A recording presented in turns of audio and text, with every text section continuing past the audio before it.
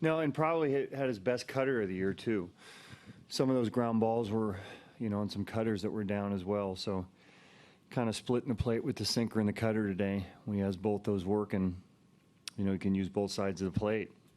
And it can be effective against any team. This is a team that's tough to navigate your way around.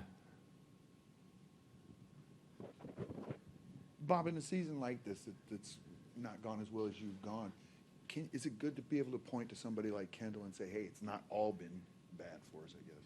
Yeah, I mean, there's more than just Kendall, but certainly Kendall, from where he started this year to where he is right now, I mean, he's basically anchoring the rotation right now with as many guys out as we have. So it's good to see. I mean, it puts a little more pressure on you. You have to step up and be that guy, and he's done it for sure.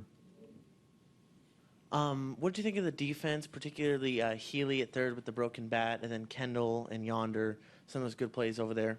Yeah, Yonder's always, Yonder's one of the premier first basemen defensively in the league. The play Healy made with the bat going at him, I don't know that you can make a better play than that. I mean, it was going right at him, and he's got to dodge it, and then he bare hands it and makes a throw on the run. That's as good a play as we've seen him make. So, that was terrific, and Kendall, and he knows he's going to be part of the infield when he's on because there's going to be a lot of balls on the ground.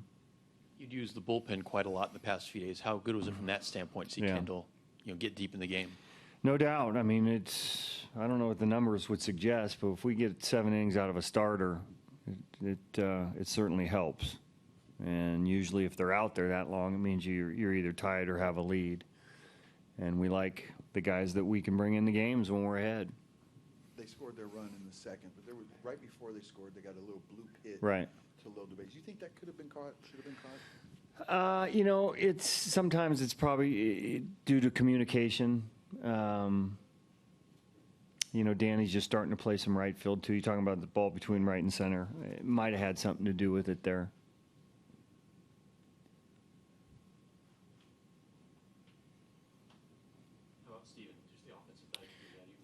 Yeah, big night. He had been struggling a little bit, pressing a little bit. Certainly once you hit a home run, it kind of alleviates some of the pressing. And then just as big was his next hit, to drive in that third run based on the fact that Machado, hit a home run. So that was both those at-bats were difference makers as far as where the game went. Sonny, muscle strain with some inflammation, a little fluid, top of the forearm right here, like we talked about. So we're not sure how long that's going to be, but nothing structural. So no surgery or just... Well, nothing structural that you would have to have surgery with, yeah. Any word on Jed? Some calcification. What was the other word they used? I'm not familiar with toes as much as I probably should be.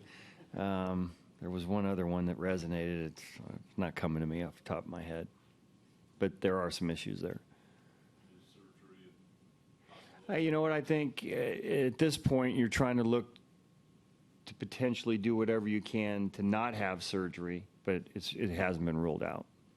He's going to see a foot specialist a little bit later in the week, too. Surgery been ruled out? No, I said it has not been ruled out. Correct. And as for Sonny, do you expect to see him back? It just depends on how much of a strain's in there and what with the inflammation. I'm not sure. It's good news though. There's nothing structural. Correct. That part is good news. Forearm, that's always right. You do worry about that.